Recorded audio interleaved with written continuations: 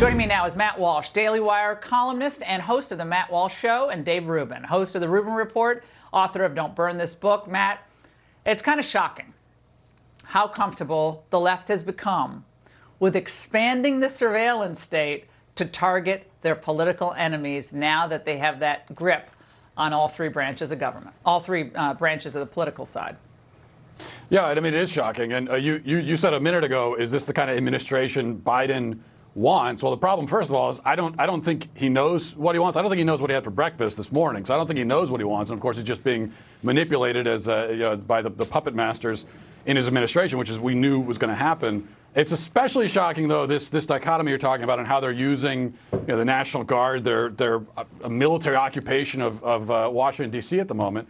It's especially jarring when you consider the people that are doing this just a few months ago were insisting that even responding with just regular old police officers to rioting was some sort of Orwellian, sort of dystopian infringement on liberties. And now they're perfectly fine with this. So there's a really jarring, I think, contrast there. I'm just glad we finally found a wall that Nancy Pelosi likes outside of the walls around her own properties. So I'm like her own personal properties.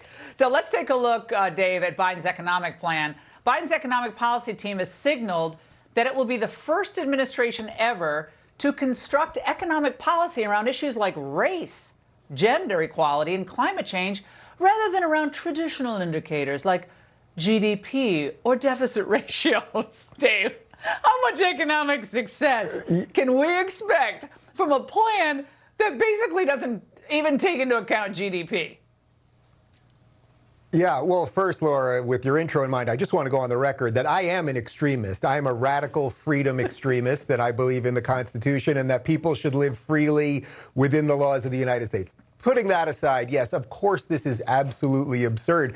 The people that are in charge of the economy starting tomorrow, they're basically telling us we don't really care about math. We care about what your gender is and your sexuality and all the other immutable stuff. These policies can't work. But, I was on your podcast a couple days ago and we were talking about the silver lining to all of this. And what I truly believe is that if you hire people at the governmental level, not based on their skill set or whether they're experts in their field, but if you hire people based on whether they're gay or trans or bi or black or green or whatever it might be, well, then you will not hire the best people. Not to say that some of the best people can't be those things, but that can't be the primary reason for hiring them. And we are going to see an administration that is going to hire all the wrong people for all the wrong reasons. And in many ways, it's the reverse. Remember that guy's whose birthday we celebrated yesterday, that MLK guy who didn't want his kids to be judged on the color of their skin, but the content of their character? It's the reverse of what we celebrated yesterday.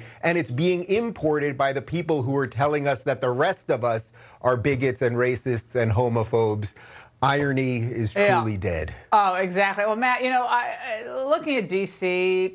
Last few days, well, since the 6th, I mean, it's disgraceful. The lockdown of Washington, D.C., as if we think that Al-Qaeda, with the most hardened terrorists who ever existed, are literally converging on the nation's capital now with the CCP helping them.